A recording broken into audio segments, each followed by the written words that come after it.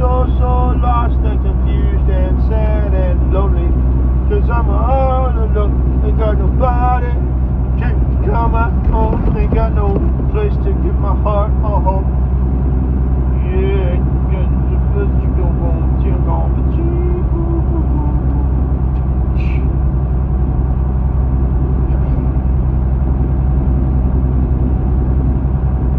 You forgot what he was talking about. no, just gathering my thoughts. So anyway, I give these examples, of, the 4 cycles, hard times make strong people, not just men. Strong people make good times make weak people make hard times. And weak people have been on the scene for a minute, and we're entering the hard times phase. And it's not in full swing yet. It's going to get worse before it gets better. But I think that it's going to be the quickest phase because people are realizing, fuck this.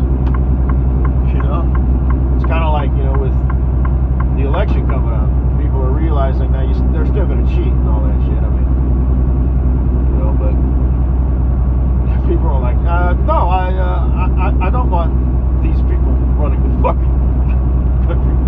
No.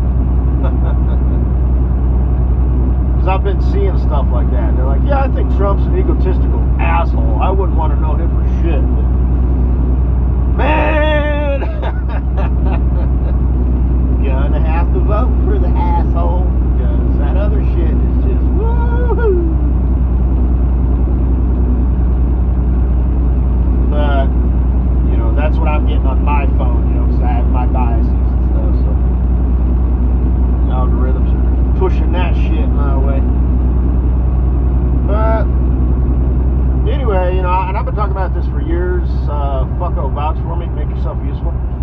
About seeing signs blown over, by the wind, and I was like, well, what's happening? Are we running out of materials in the earth, or the great grandsons, the people who started these quarries and stuff and these mines, trying to cut corners?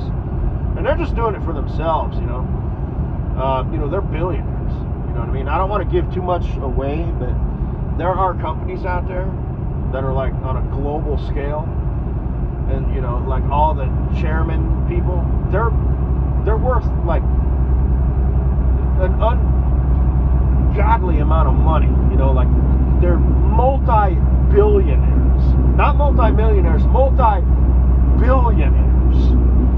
So, yet every now and then shit happens, and they have to do things, and it's like, okay, I mean, I don't want to be that guy. Ooh, give us your money, pump your money. No, I get it, but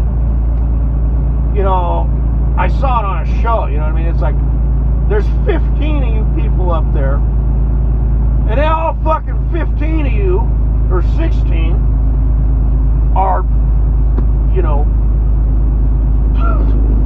like I said, not just billionaires, but deep into it. And like I said, I don't want to give too much away, but it's like 2-digit, up there to mid-2. Okay, well, it's like shit. I don't think it hurts your feelings that you lost one. But, oh my God, there goes my old truck. So, yeah, they only had 2 of them fuckers. I didn't see the number, because I saw it for a few times. Probably saw it like 4 or 5 times, like within the first 2 years of working here. But I haven't seen it for a long time.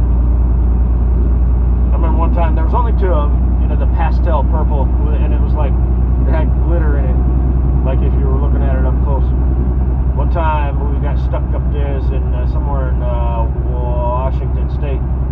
Me and the other guy who drove the only truck like that in the fleet over 4th of July weekend. Picking up apples and pears and shit. And taking it down, most likely to St. Louis. Anyway. But the canopies, flying open on airplanes, wheels falling off, engines blowing up, doors blowing out. said, is this the whole quarry thing, or is this incompetence? Is this cross-threaded, screws and bolts? Is this, because everybody's diluted. We're all on our phone, and we're all shallow, loose, vigorous, self-approved. Life is on easy mode, so people show up. It's like, I don't want to be here. I got to put in an 8 to 10 hour shift. They got their second, life, all their social media shit, and whatnot.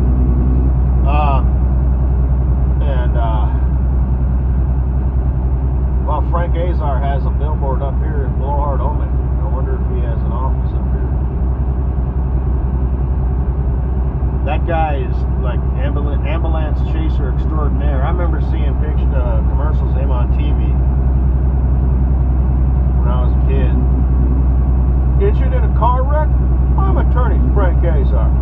Call me. I'll fight for every dollar you deserve. And now he's got like teams of lawyers and multiple offices. The law office of Norton Fricke is no longer in business, so they either retired, maybe they were a couple of older dudes, Mr. Norton and Mr. Fricke or whatever, or they got shut down. Who knows what happened to them. Brian Bulldog Moore, all these things. And of course, my favorite, the law offices of Shyster and Waste Time. Lawyers ain't bad people, they kind of get a bad rap. It depends, like the guy who was defending that, I forget her name. Her last name was Poo Poo. Who was the longtime wife, girlfriend, whatever, of the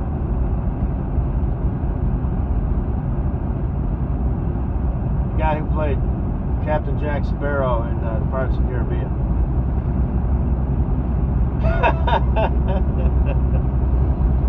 So you admit you had a mega glass of wine. A mega glass of wine. Get the fuck out of here. Dude, you suck. And she was probably poor Mrs. Poo Poo, When she heard that, she was probably like, oh my God. But whatever. Desperate, pitiful fool. And he'll forever be known as that in the lawyer circle. That reminds me of an episode of King of Queens that I saw, because I've seen all of them, where he was they wanted him to play on the lawyer baseball team. He's like, I'm not a lawyer. And he's like, nobody has to do that. We'll even have your wife Carrie. We'll set up an answering line. It'll be so cute. And he calls in and he's like, did I get any messages? And she's like, no, Doug, because you're not a lawyer. Nobody's calling for your services. That was a good show.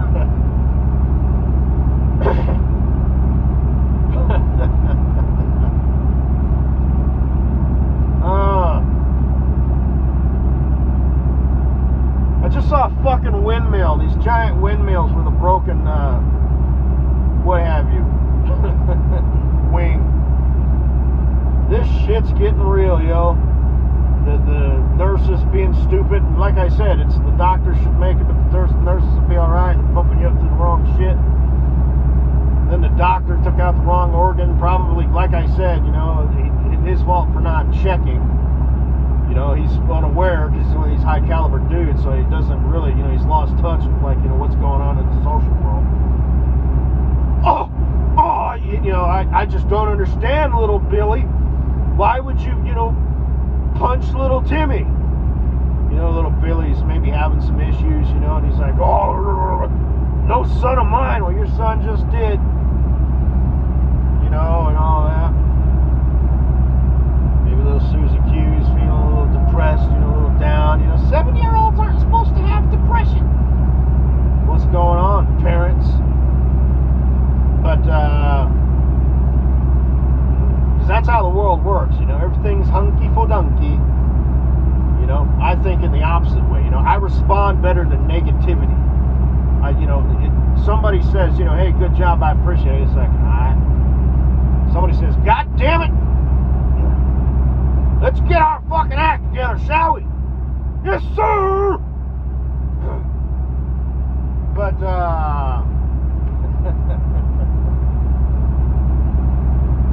good job, little Timmy.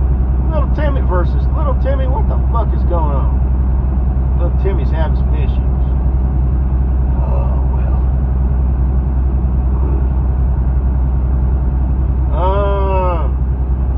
Sit down, little Timmy. First of all, I'm just going to start off by just staring at you and see how you react. Are you going to get uncomfortable, or are you just going to comfortably stare back at me? Are you going to ask questions? That's how I start every session.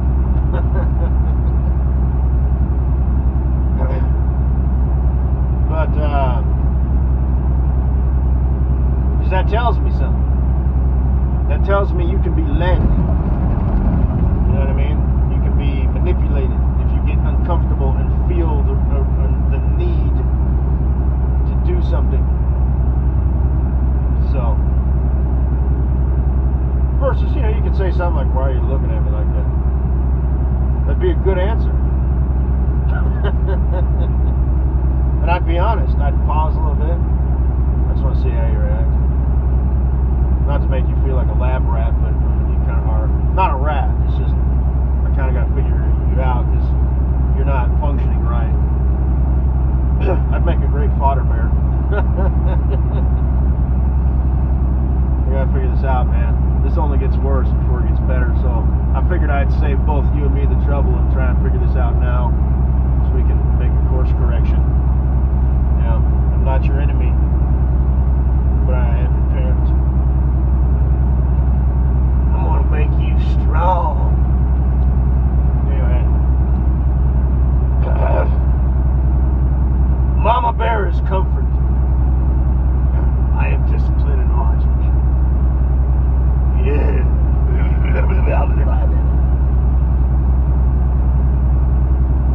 Guys, lunch will be ready in half an hour. Shut up, woman!